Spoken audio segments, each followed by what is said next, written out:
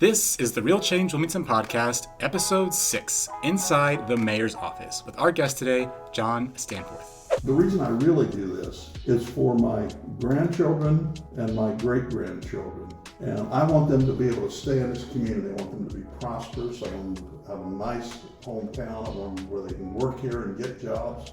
I am blessed that out of my 5 grandchildren, one of them lives right here in Wilmington.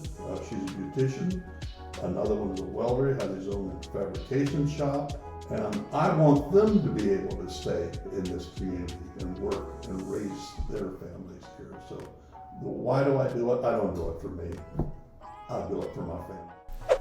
What's going on, everybody? This is your host of the Real Change Wilmington podcast, Dustin Pierce, with my co-host, Emily Spencer. And we are here today recording our intros and outros in our new Real Change Wilmington studio. So unfortunately, the audio of the rest of the podcast is not as great because we did get to go inside the office of the mayor, which was pretty cool. So we chose that experience for ourselves over your experience listening to the podcast, unfortunately. But just stay tuned because the audio quality peak at the end. For the outro, yeah.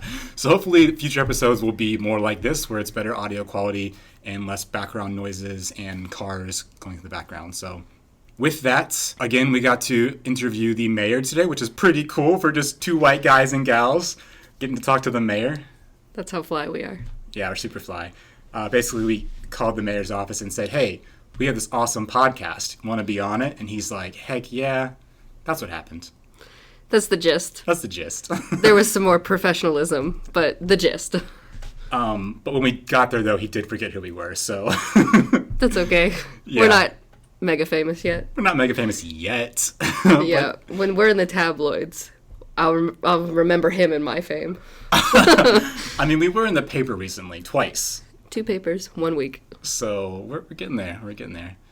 With that, Emily, what were some highlights from today's episode? I think that it was really neat to learn that John has been in Wilmington since he was born. He was born at his family farmhouse that's still in his family's name. And he's really just an all-around, or what are we called, Wilmingtonians, I guess? Yeah. People from Wilmington. He's just an all-around supporter of good old-fashioned life in Wilmington. I always appreciate listening to people who are older and just how they have handled situations, especially the whole DHL situation, getting his perspective on that, and then getting some of his insights into the homelessness issue and working with police on that as well towards the end of the podcast. So with that, we're going to go ahead and bring in John to get this interview kicked off. Just know the first half of the podcast is mostly him talking about his early life. So if you want to hear more about the current issues going on and how he's handling those things, that will be in the later half of the podcast. So with that, let's bring in John. John, welcome to the Real Change Wilmington podcast. Thanks for making the time to talk with us today. Thanks for inviting us to your office. I'm glad you could make it. Yeah. So we want to get into your experience as mayor and what you've been able to accomplish, some proud moments that you've had, and what you hope to accomplish if reelected in May. But before we get into that, we kind of just want to get to know who you are. If you want to tell us about early childhood and family and your career before being a mayor.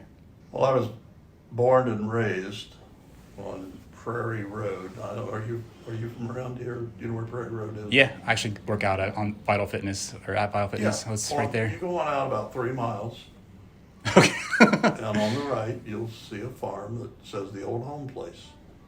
And it says that on the barn, and that's where I was literally born in that farmhouse. My granddaughter now lives in that farmhouse, and she's the 8th generation to be there. So it's an amazing legacy. Yeah. It was originally Hartman land, which my mother was a Hartman, and now it's Stanforth land.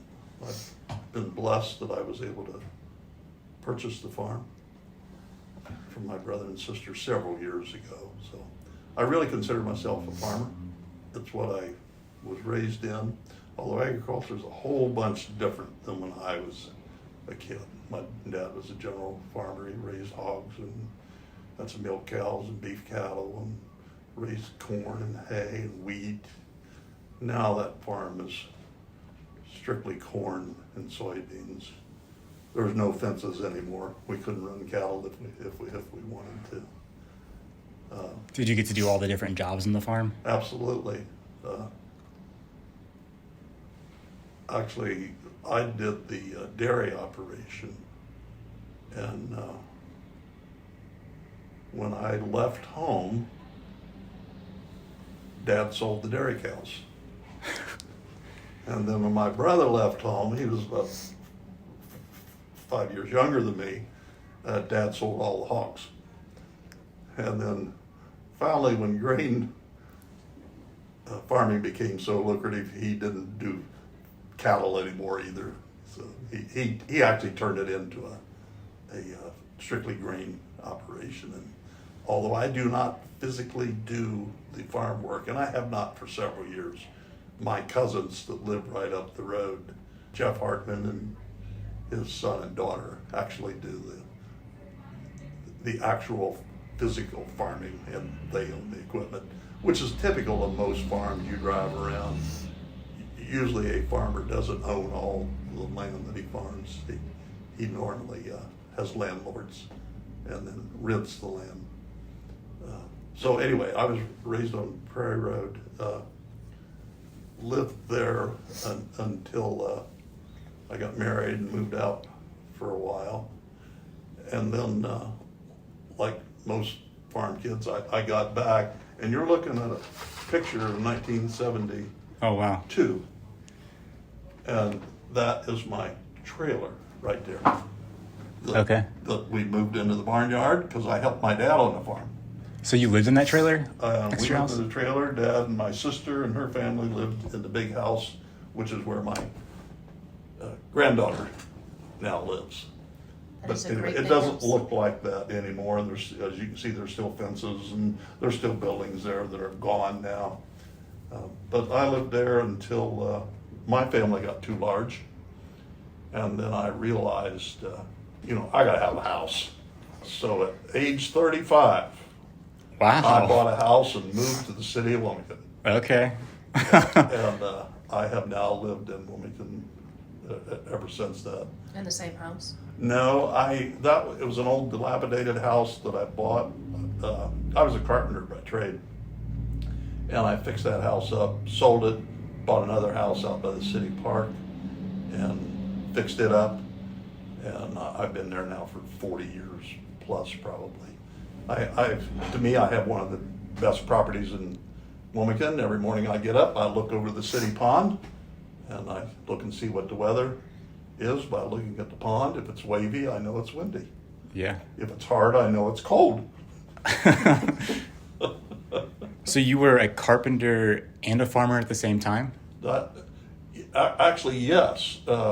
Because when my dad retired from farming, then I literally took over the operation. But I also had a construction company. And it grew to the point, well, a couple things happened. My dad retired, and then he died. And my son, who also helped us on the farm, who had been a diabetic for many, many years, he lost his vision where he could no longer operate equipment. So one spring, I'm out there planting corn. I no longer have my dad helping. I no longer have my son helping me. I'm out here all by myself. And I realized this is not fun anymore. I don't enjoy this. And my construction company had grew to the point where I was neglecting it when I was out on the farm. So when I got the crops planted that year, I talked to the Hartmans and I said, I think I'm gonna let you guys farm it. And that's been 30 years ago. Yeah. And they have farmed it ever since. I got to ride a combine one time. Oh, And that's it cool. does seem very lonely if you're by yourself, especially. Like, Farming work is, I don't really consider it lonely because that's when you spend time with yourself, but it is very repetitious. When you're driving, in fact, you don't even drive the combine anymore. The combine literally drives itself. You just sit there and you're monitoring things. You're looking at the screen to make sure that everything is working correctly. And you get to the end, you raise the header, you turn around, you come back again. So it's back and forth, back and forth, back and forth. And that's the same way when you're with most things on the farm. You are working as an individual. Even though Dad's over here in the other tractor, you're not in the same piece of equipment. So anyway, I got out of, well, I didn't get out. I quit doing the actual physical farming. I was blessed in my construction company that I started the same time, or about the same time, that Airborne opened up. And I don't know how much you've heard about Airborne. It was a huge company here. 6,000 employees. What they did night sort. It's hard to describe, because at midnight you could look out across the horizon and you could see the dots in the sky, the airplanes lining up in the sky, coming down, landing one after another. It must have been, I don't know how quick they landed behind each other, but they'd land 100 airplanes a night, sort all the packages and send them back out the next morning. But anyway, that company grew, and as it grew, my company grew. You did home remodel or built houses, or what kind of construction did you do? No, I never built new houses. Okay. I was in the remodeling industry.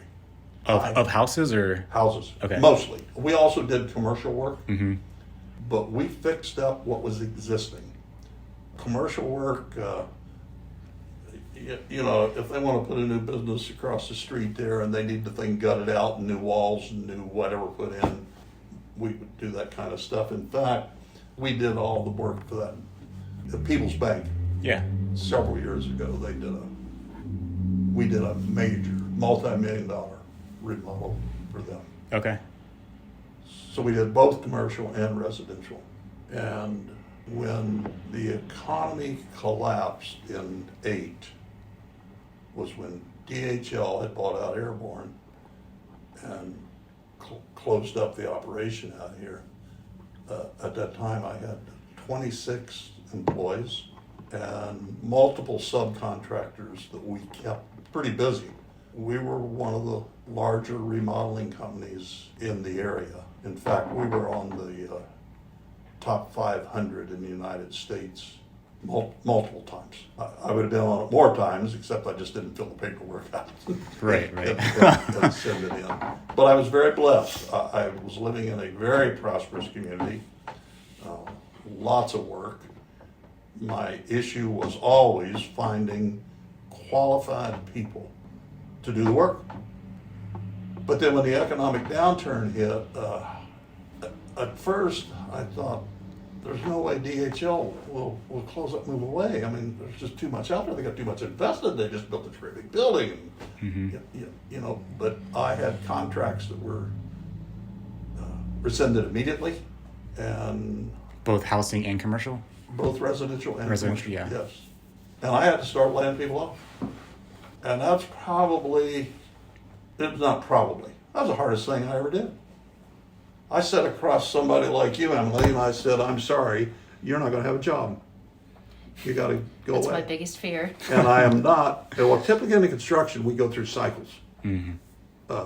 It could be weather related, but I'm going to lay you off for a couple months or maybe a month. Then we'll call you back. So go draw your unemployment. I'll let you know as soon as things pick up. Didn't have that kind of conversation. It was a conversation where, I'm sorry, gotta let you go. Don't have the work, can't afford to carry you, and I'm probably not going to call you back. And not only that, our industry has just shrunk by 40%. Yikes. I'm talking about the construction industry and the 208 slowdown. And you're probably not going to go get a job. I don't care if you're a good carpenter. No work. And we are still paying a price for that today. We lost a lot of talent then. And they retired if they were older, or they went into some other line of work. You can make good money as a truck driver. Mm-hmm. You don't have to be crawling around in the cold and the heat and the things that construction workers do. Did we lose them to people just moved out of Wilmington also? Oh, of course. Yeah, it was devastating to our community. And then I went through some tough personal issues at that time. How old were you at that time? I would have been 68 because I lost my wife at that same time. And my daughter had worked in the business for me since she got out of high school. She ran the office. I ran the outside stuff. And I lost Karen 2 days after our 50th wedding anniversary. And that was in January. And we struggled through, downturn, not enough work, people have all been laid off, I'm down now to 5 people from 26. And I'm a motorcycle rider, still am. And I've been all over the United States and Canada. A useless tidbit of information. I've also ridden to the tip of South America, Ushuaia. Look that up sometime. But anyway, it was around the end of June, and I told Tracy, my daughter, I said, I'm going to go for a ride. I'll be back in a week. And I went out, rode out through the West a little bit, came back. And when I came back, I walked in the door and I said, Tracy, I'm done. The business is now yours. And she looked right back at me and she said, you walk out that door, I'm walking out with you. So she and I had a real heart-to-heart talk then. And for the first time I realized she was an office manager. She didn't know construction. Mm-hmm. And I respected her. I fully intended to give the business to her when I'm done. So I said, then we're just going to close it up. I said, I'm not going to sell my name. Right. The name of my company was John Stanforth Construction. I said, I'm not going to let anybody else use my name. You couldn't just give it to an employee because they'd be representing your name. We're just going to close it up. Sure. So that's what we did. In the meantime, or at that same time, I had decided to build a couple self-storage units. You know what I'm talking about. Mm-hmm. And right adjacent to where my office is out on Davis Drive. So I was already, kind of planning for me bowing out, turning the construction business over to Tracy, then I'd do the storm lock business, so I'd have something occupy my time. And we closed it up. Missed it more than I thought I would. What did you miss about it? My employees. Mm. The camaraderie of going in and looking at a job and figuring out, okay, how are we going to do this? How are we going to accomplish this task? How are we going to jack this house up and put a new beam under it? Those kind of issues that we would deal with. The interaction with your clients. They had so many repeat customers that you'd come back to and work for multiple times. But anyway. So what made you run for mayor? What was the impetus for that? Well, after I had quit working, and I will also talk about the best day I ever had in my retirement. Okay. I got up one morning and I opened the blinds and I looked out at my pond, which the city maintains. But it's yours though. It's your pond. And the entire ground, everything was covered with snow. And I said, you know what? I don't have to go out today. And I didn't leave the house the whole day. That wasn't me on Christmas this year. that was a great day. But anyway, there was a lady running our parks at that time named Lori Williams. And she knew I'd retired. And she grabbed a hold of me. And I started doing projects for the park. Whatever she'd need fixed or done or just, things to kind of keep me busy. I wouldn't get too involved in stuff, and because I'd sold all my tools, and she wanted me to do a little concrete work for her. And I said, Lori, I'm sorry, I don't have any tools. And she said, what do you need? I said, I need a float and an edger. You know what she did? She went and bought me a float and an edger. It's like, get to work. She wasn't going to let me use that excuse of you don't have the tools. We're going to get you the tools. So anyway, I don't know how long I helped Lori, a couple of years probably. And I, as a citizen, I was following what was going on in Wilmington. Bless David Risk Hart, our former mayor. When DHL announced they were pulling out. And that was so tacky what they did to him. They had him over in Germany, and they made the announcement while our mayor was over there in Germany. To this day, DHL sent him to Germany? Or who? Yeah, they're a German company. Okay. So anyway, David, he just wants out of there. He wants back home. But he asked them to give us $10 million as a sporting gift. And they did. Okay. It was to help make up for some of the lost revenue we had because, all these people, these jobs are now gone. And it just didn't affect Wilmington. It affected Hillsborough, too. You're probably not old enough to remember when I remember when DHL pulled You out. remember when they pulled out? Yeah, the woman that run my Girl Scout troop, she worked at DHL, and after that she stopped running the Girl Scout group. My grandma took over. Yeah. So, see, it affected Highland County, it affected Fayette County, it affected Adams County. This was a huge magnet to come in. And it was only a part-time job, but it offered benefits. Yeah. So people would come in, maybe the wife would work as a part-time job out there, sorting freight, but she got health benefits for her husband who worked at a job without health benefits. So it was a real draw. People liked working there. Is the current air parks structured in a way that they don't allow any one organization to have too much space there now to compensate for that? Or is that not true? No, that's not true. So Amazon can have as much space as they want, and if they pull out, we're just screwed, or? That's exactly right. Oh, okay. I thought they put in systems in place to Although not make it they happen don't again. have near as many employees, and we are far and away more diversified out there now. Okay. At that time, we had one big kahuna. And when Airborne sold out, by the way, Airborne's still around. Yeah. That's still part of ATSG. We lost all those jobs, so it really affected our taxes that we brought in here. But now the air park has multiple employers out there. Even though ATSG is the parent company, there are also 5 subsidiaries under that, which one of them is Airborne.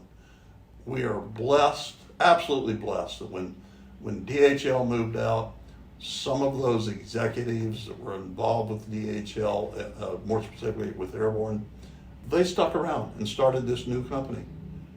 They created, I don't know how many jobs Okay. out there. It's in the thousands. Okay.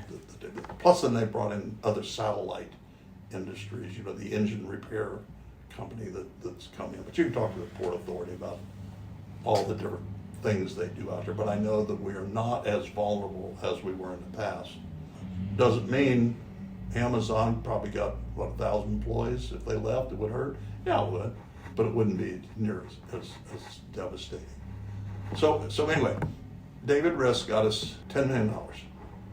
So that helped the city get over its loss of revenue. And they were using about $2 million of that a year to keep the city afloat. But that money was dwindling. And it was getting to the point where it was going to be all spent. And now what are we going to do? And I had 2 members of council that approached me, Lawrence Stuckert and Bob Mead. Bob's now gone. And he worked for me for a short time too. He was an engineer, good fellow. But anyway, they approached me about running for mayor. And I told them, I said, no, I never looked at politics as a career advancement. I'm retired, guys.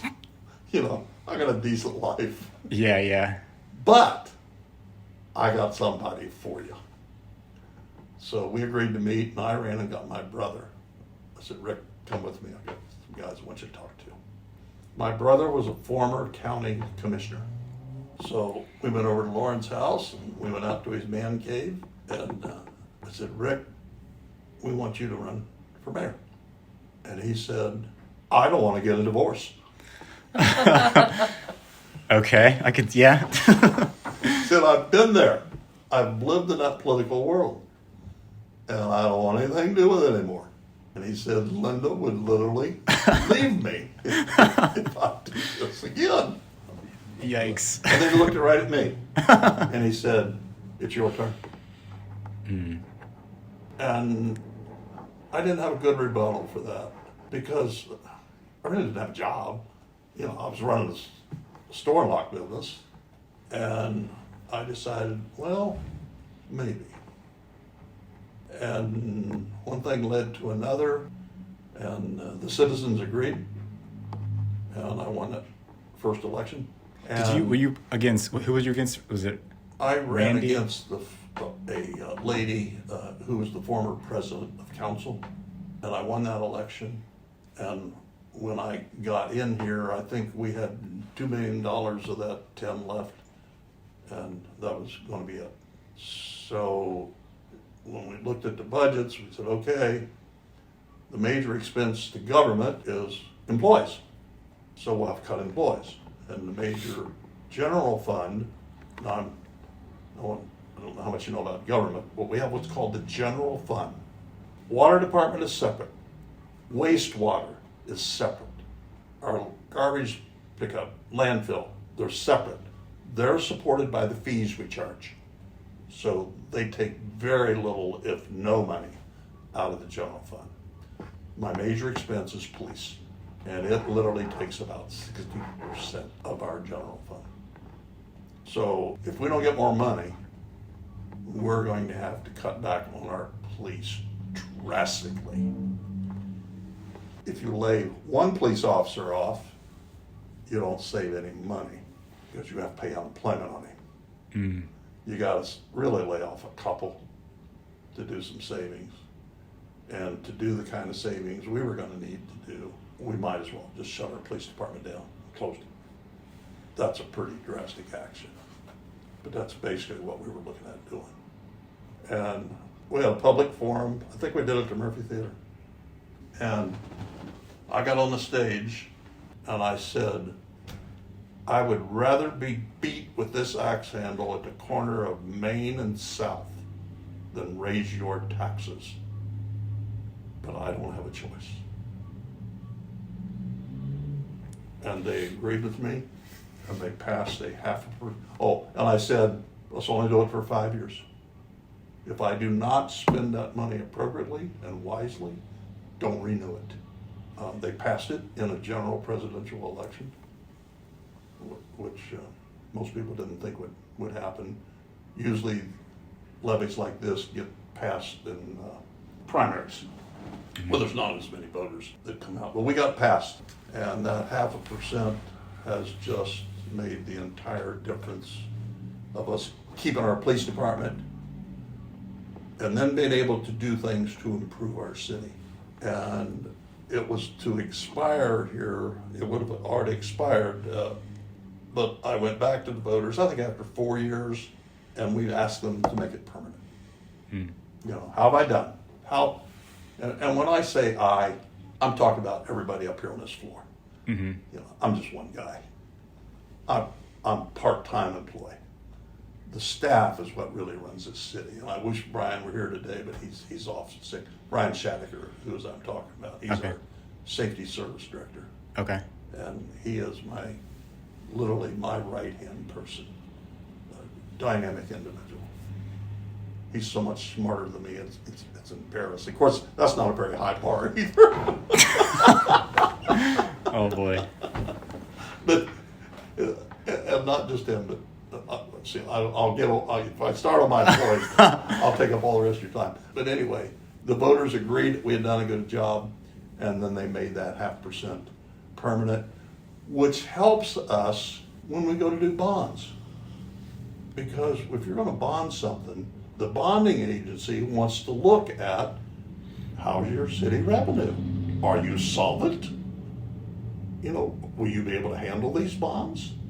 So when they see things like that you have that permanent tax on, it really helps them what we have to pay for bonds. What does the city get bonds for? Large projects. We rebuilt our water treatment plant here within the last few years. And when you're talking about multi-millions of dollars, it's more than you can collect just out of the fees. So then you go to a bonding company. They're called municipal bonds. And when you get older and you have money to invest, you'll learn, okay, what you want are tax-free municipal bonds. Yep. But anyway, or we're getting ready to do a new wastewater plant. And that's going to be in the multi-millions of dollars, probably $50 million, that plant's going. Again, you can't collect enough from fees to pay for that as you're building it.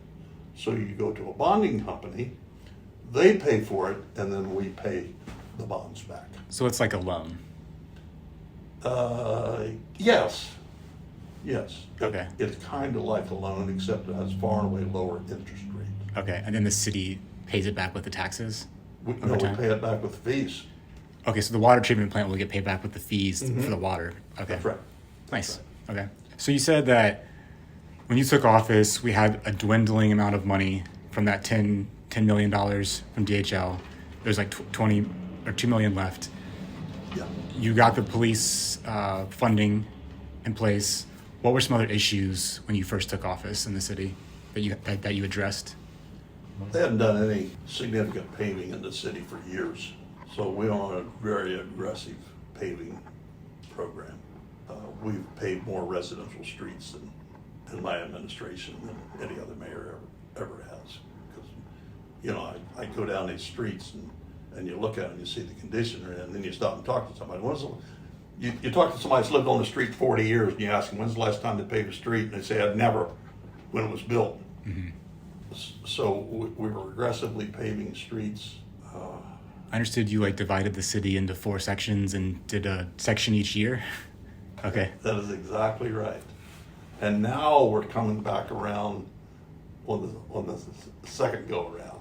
And then the other thing, I told you I travel on a motorcycle. Mm-hmm. And you really see things when you're on a bike.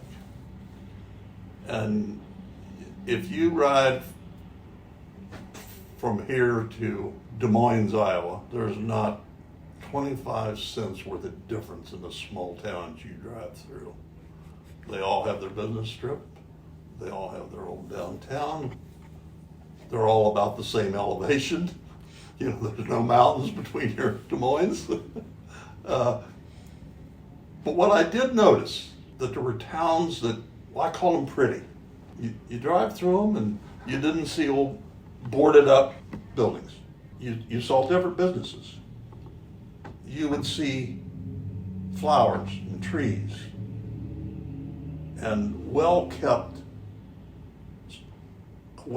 community. So that gets my attention. So one of the things we've done, we actually put flowers out. Yeah. Can you see those pots hanging? They're empty right now, but I don't know if you guys were here earlier. Yeah, in the summertime, I was jealous of your flowers around here because ours were not great and they died. You guys looked really nice though. So now we're on a cycle where in the spring we're going to put out pansies, then we're going to do our summer flowers, and then we're going to do our fall mums. We were doing just summer flowers. Then I rode through a town in southern Ohio someplace, and they had all these mums out in the fall. I thought, wow, that's really cool. We should do, because the frost hits our summer flowers, and then we're done. So then we started doing mums. And then I thought, we need a spring flower. Well, of course, pansies are spring flowers. So this spring, you're going to see pansies go out, then you'll see our summer flowers, and then you'll see our fall mums. I gotta know where you get your mums from, because they're the nicest mums ever. Right down here at Swindler and Sons. They do an outstanding job for us.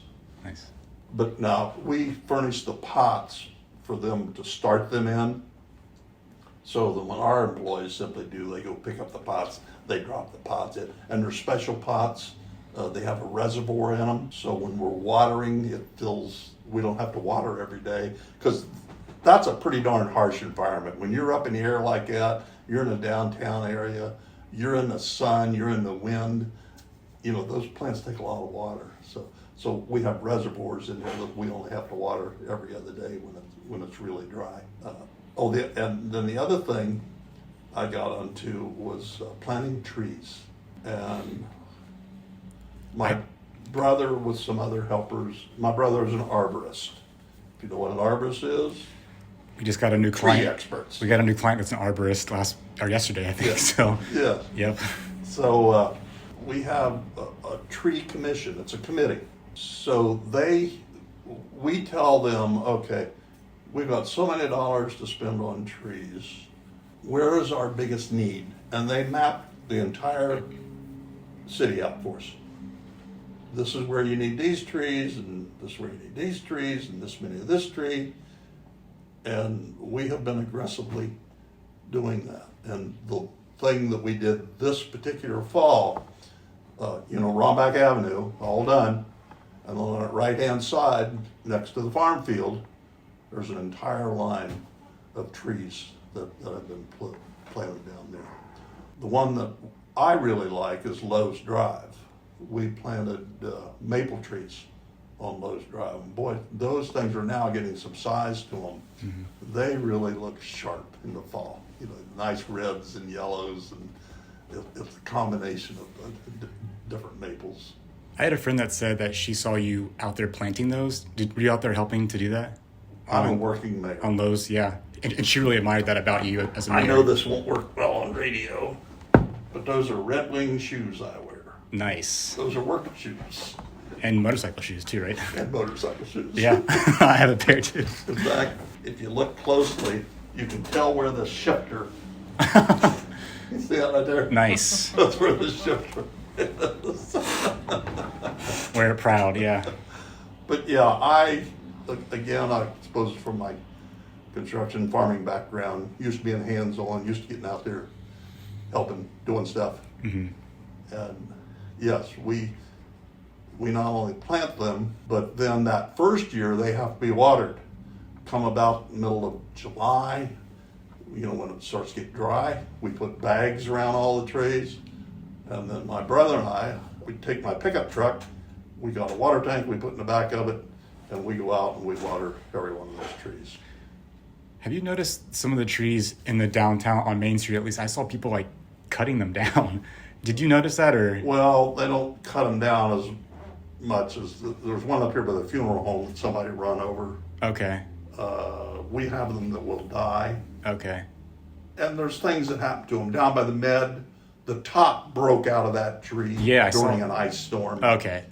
So it wasn't malicious, it was just weather. It happens. There's one in front of the barber shop that I just noticed recently. Somebody snapped the top out of it. But it'll come back. Yeah, I set that tree back a little bit. Okay. But that tree wants to live, it wants to survive. Yeah. It will come back. I heard that you like to be on site doing things to make sure it's done right, so you don't got to do it again. There's no money in rework. Yeah. Yeah, I was very particular in my company about how work was done. I wanted to be the best around, and I had skilled guys working for me. They were so incredibly good. I'm a carpenter by trade, and I was not the best carpenter in my company. I wasn't even third or fourth. These guys were just incredible, and I'm so blessed. I have the same thing up here. I have people that are so dedicated, so good at what they do. My dilemma is, I walk down the hallway at 4:30. They're still here. What are you doing? It's 4 o'clock. Call home. You got a life, you got a family to take care of.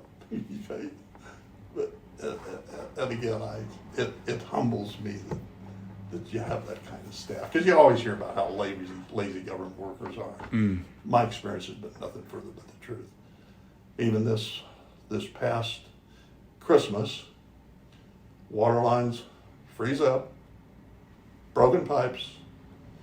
My water guys got to come in. They were in working Christmas Eve, and they had to work Christmas Day too. And you say, well, it goes with the job. Yeah, it does, but still, that's a tough one. You got to leave your family, and you remember what the weather was like Christmas Eve, and we're out there at the curb trying to find the shut-off because water's running inside the house. Of course, grass has grown over the shut off, and we know it's there, and we're working around with the metal detector trying to spot it. But such is the life in the big city. Yeah, I would imagine that owning your own business is very different than being a government employee and being a mayor. What are some things that you've learned as a mayor? Oh, I've learned patience. See, in business, we'll study an issue, and then we make the decision, and when we do it, it moves. Government is not like that. It takes government a long time, because first of all, I don't control the money. Mm-hmm. Council controls the money. So if they don't give us the money, we can't do it. Doesn't make a difference how bad I want it. Doesn't make a difference how bad I want to pave streets. If they don't give me money to pave streets, I can't do it. So I've really learned patience. I've learned that we have to be very careful how we spend the taxpayers' dollars. They work hard for that money. And my favorite example, there's a waitress at Bob Evans. Her name is Sheila. And when you come to me and you want money for whatever, my first question is, will that pass the Sheila test? She works hard for her money. She's on her feet all day long, and she pays her taxes. And she trusts us to spend that money wisely. Is this a wise thing that you want to do? That's my Sheila test. That's a good test. I'm a business owner too, and I like to just think about something and then make the decision. I can see it being very frustrating to have to go through all the steps to get something done. You're like, it's so obvious, let's just do it. But yeah, I guess there's checks and balances for a reason in government.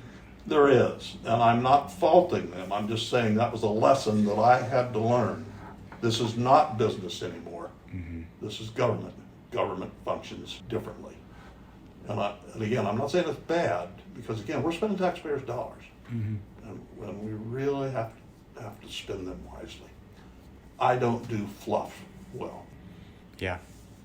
So when we talked on the phone briefly, you mentioned that 4 things about your role as a mayor or 4 values would be safety, code enforcement, low taxes, which you talked about, and then city services. Can you talk a bit more about safety? Does that include the police force, I'm assuming? And then Absolutely. Homelessness as well. I saw in the paper. What? Homelessness as well. You had an article in the paper about being a public safety issue. Yeah, boy. Homeless that's a tough one. That's really a tough one. That is something else I have learned since I've become mayor. I was like most people, you see the guy pushing the grocery cart or the wearing a backpack, riding a kid's bicycle. You don't know they're homeless, but there's something, doesn't look right in that picture. But you go on, I got to go to work. I got to mow the yard tonight. You don't give it any more thought. Well, since I've got in this position, I have really studied the issue. And first of all, it's misnamed. Because when we call them homeless, that implies we get them a home, problem solved. But the lack of a home isn't what the real basic issue is. And there's 2 different types of homeless people. There's that woman that got beat up for the last time and she grabbed the kids and left. And she has nowhere to go. And she ends up in our homeless shelter. What a blessing we can help her. But she's temporary homeless. She's going to get in there, she's going to reach out to a relative, a friend, or whatever, and she's going to move on. And problem solved, although I say that doesn't solve the problem of why she came in the first place. Mm-hmm. And then there's the ones that lose their job, and they were living paycheck to paycheck, and suddenly the landlord has thrown them out. They end up in our facility. But then they go get another job, they get back on their feet, they get an apartment, they're on temporary, what we call temporary homeless, and that's about 70% of the homeless in the country. Temporary homeless. That leaves 30%. And those are what we call the chronic homeless. And they almost 99%, if not higher, have mental health issues. And that usually leads to substance abuse because they're trying to self-medicate. You know, they know they don't feel right. They know there's some kind of demons, so they use drugs, they use alcohol. They live in our parks, they live in the woods, they will go to our shelters, but you gotta be clean to go to our shelter. You're not gonna come in here and carrying a 6-pack of beer with you. Mm-hmm. You know, we're not gonna allow that, and they shouldn't. So then we end up with people that live in the encampments. Now, as soon as we as a city find out about an encampment, with the landowner's permission, we go in and clean up the camp. If they're on, that's if they're on private property. If they're on city property, we go in and clean them up. And I'll give you a couple examples. And behind Lowe's, they'll encampment back there. Lowe's give us permission to go in there and clean it out.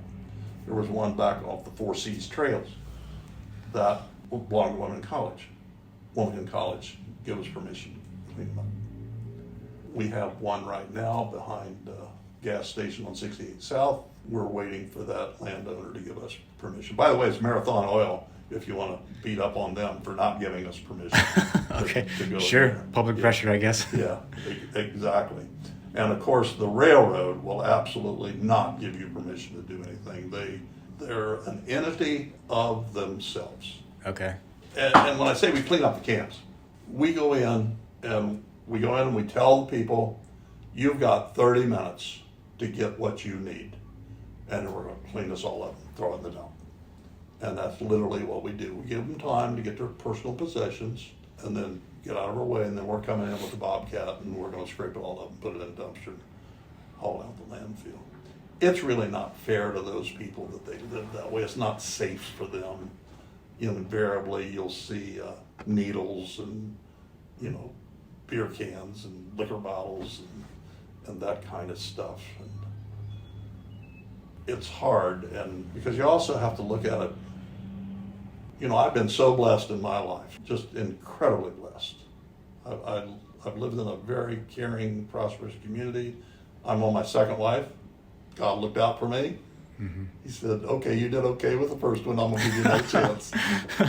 So now I have my lovely Nancy, who is an incredible person. So what is this, or what is the city doing or wanting to do to help with the homelessness issue? And you said part of it is the mental health piece of it. Is there something that the city can do or individuals can do, like individual organizations can do? Our churches really step up on this. You know, they volunteer to feed people at our Father's Kitchen. They'll volunteer to move people around. And by move around, almost all of the homeless people in this community are ours. And this is one of the biggest misconceptions out there. If someone is not from here and they show up in our system, we want to know, where are you from? And do you have somebody there? And we're going to transport them to wherever they need to go. I'm going to pick on Hillsborough, Emily. Go ahead, I would. You're from Hillsborough? Oh, you're from Hillsborough? Okay. They got a shelter down there. We're going to load you up and we're going to haul you down there. We did not do that during this real bad weather that we had recently, because specifically Hillsborough was full, and we had somebody that we really needed to transport it, but we didn't because the weather was so bad and they had no room at the shelter, so we did. But those people, we don't keep them here. We send them back to where they came from. And I will tell you one story that very few people know in this community. Oh, man. The inside scoop. The police chief and I talked to a homeless guy out at the point where the corn stalks are. Used to be a gazebo there, and this guy was drunk to no end. And it was midday, and this guy was so intoxicated. And turned out he was from Seattle. How do you end up here? It's a long way to walk. You know, I never asked how he got here. But the next day when he was sobered up, I bought him an airline ticket and I flew him back to Seattle. And I paid for that myself. But the real ending of that story was 6 months later, got a letter from him. And he had got back with his dad and made up with his dad. He had been sober then for 6 months. And he sent me a nice thank you. Now, I'd been more impressed if he'd sent me some money. For the plane ticket? yeah. Just your personal reimbursement. But anyway, now when I say they're ours, they may be from Blanchester. They may be from Sabina or New Vienna. But those are Clinton County people. And Wilmington actually has all the facilities. You know, we have the medical facilities that they usually need. We do have the homeless shelters. We do have a place for them to eat, keep them housed. I can't arrest them. You know, they're not breaking the law being poor or not having a home. Now, if they break the law, and if we catch them breaking in someplace, that's a different story. Then we can arrest them. But I need eyes. You know, you can't just say, well, I think it was so-and-so. You know, you got to have proof.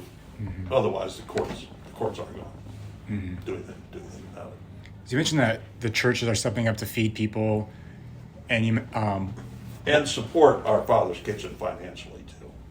And what about the mental health piece and the addiction piece, though? We're in with Warren County on mental health, and I'm not sure exactly what they do for us.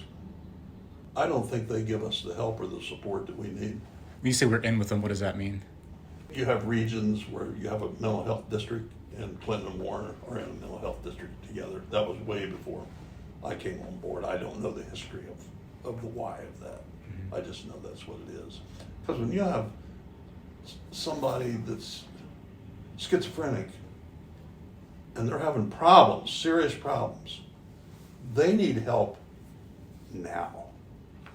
Not okay, we can work you in 2 weeks from Thursday. No, that's not how it should work. You know, doing this, we've heard a lot about Warren County being in this, and it kind of surprises me that it's kind of partnership with them for mental health services, because as somebody from Hillsborough, Highland District Hospital, they actually stopped their entire maternity program to expand the Esther Brown mental and the psychiatric care there. So, I don't know, maybe in my own little brain, I think that it would be a more personable experience and closer to home experience for the people of Clinton County to go somewhere closer to home. Emily, that'll never work. It makes sense.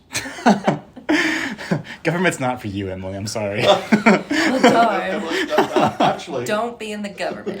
Got it. Actually, that does make sense. And maybe that's something I should reach out and find out. I just read about that in Highland County Press, what they had done there. Because, you know, I told you that 30%, you know, it's mental illness is what the real issues are, and what are we doing to help those people? And the answer right now is not a lot. Mm-hmm. We need more than that. But that's also, it's more of a state issue. See, when we closed mental hospitals back in the 70s, and we turned all these people loose, and we said, well, we're going to, when I say we, government, state government said, well, we're going to build facilities for them, but we never did it. You know, they're not a voting bloc. They don't have lobbyists. But yet it touches all of our families. My sister died in a mental hospital. You know, I know what this is like. I know what you go through. You know, it's a terrible disease. I would say it touches almost every family. You know, if you all own up, you know, yeah, my aunt or I have a cousin, and you know, it's that thing that nobody wants to talk about in public. Yeah. So the state would need to fund something like that, is what you're saying? Absolutely. And the state should. That's their obligation. We need a place for these people. We need help. Bottom line down here. And it's not just us. You're talking about Hillsborough. It's every county, every small town across the state. We all have this same issue. When I go to the mayor's conference in Columbus, that's usually the number one topic. There's a mayor's conference in Columbus. Yeah. If all the mayors just get together. Mm-hmm. That's pretty cool. Yeah.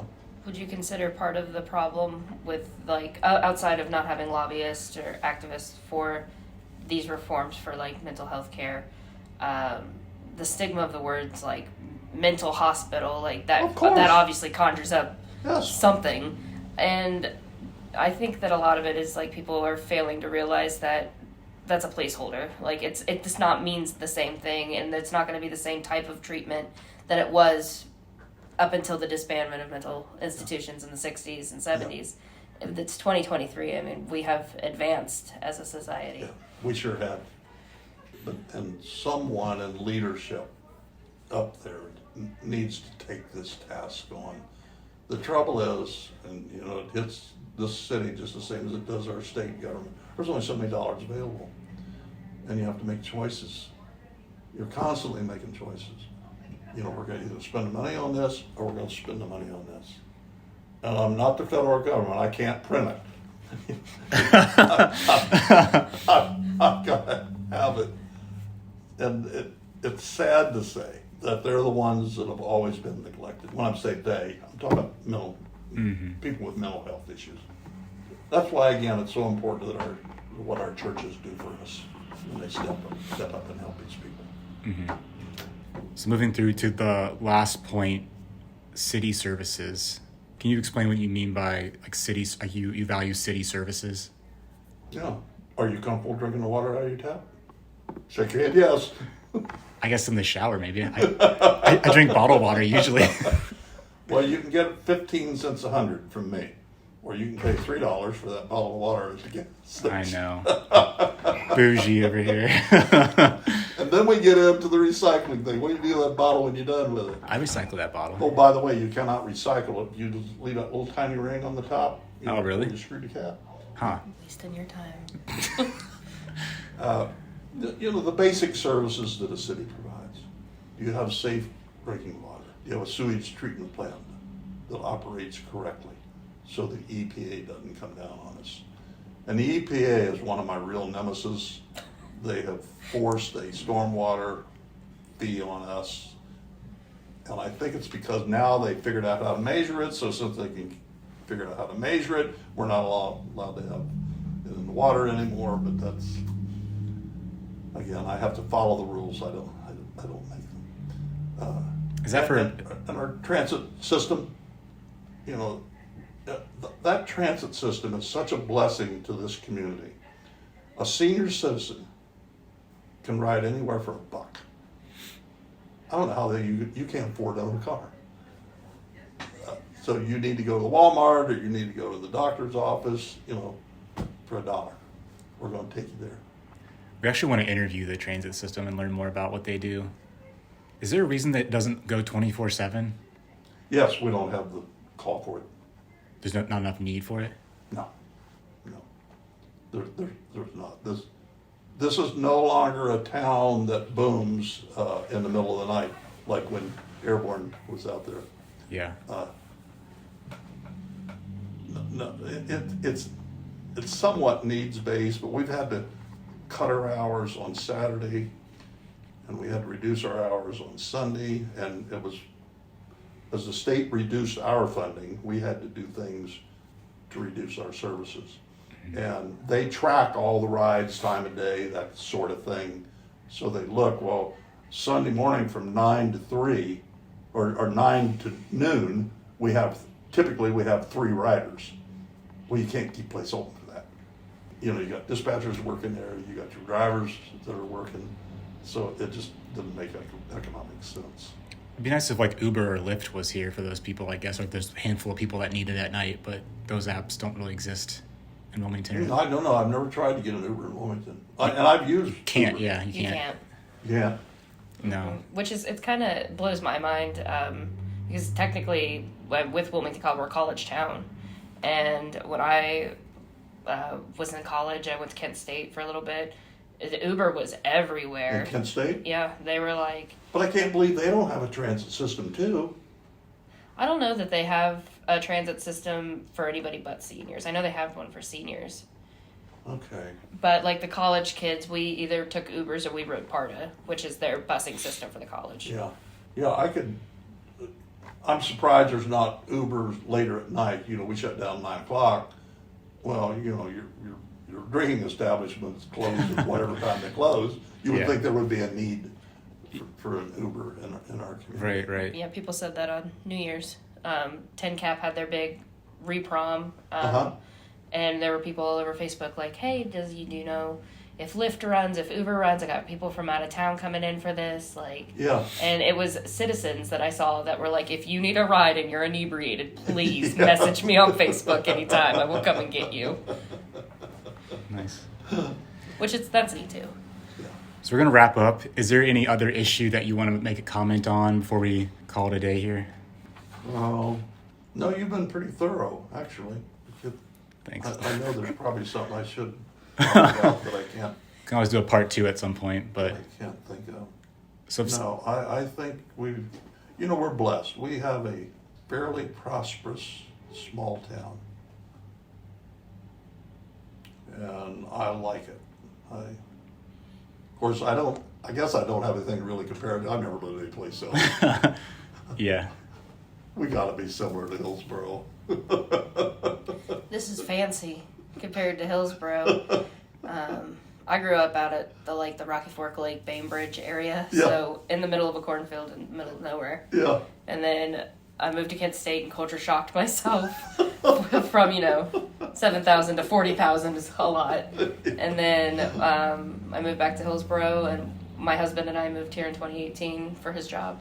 What's he do? Well, at the time he was a machinist, but he no longer works in the machining. He works for Polaris Industries in town. He runs their LTL department. Yeah, good for him. Cool. Thank you, John, for your time. I appreciate it. Glad I could help you. Thank you, sir. Well, that's it for our podcast today, folks. Thanks for listening. And Emily, anything that we need to discuss about Real Change Wilmington, things going on? I mean, just follow us on social media. We're on Facebook, Real Change Wilmington, and on Instagram at all lowercase one word, Real Change Wilmington. Our following has been growing like crazy. Thank you guys so much for all the support. Yeah, and we have heard your feedback, so we are trying to get our audio quality up more. Initially, my focus was just getting these podcasts out and building up momentum. I think we've gotten that, so now we need to just fine-tune some things and make the audio quality better. So we're doing that for you guys, so you continue to listen and enjoy the shows we put out. Oh, and we launched our first wave of merch this week, the stickers. Oh yeah, if you did not get a sticker, message us and we'll get you one of those. So that's it for today. I'm your host, Dustin Pierce. And I'm the co-host, Emily Spencer. Just the co-host, not your co-host. I'll be your co-host if you really want me to. All right, keep it real, Wilmington.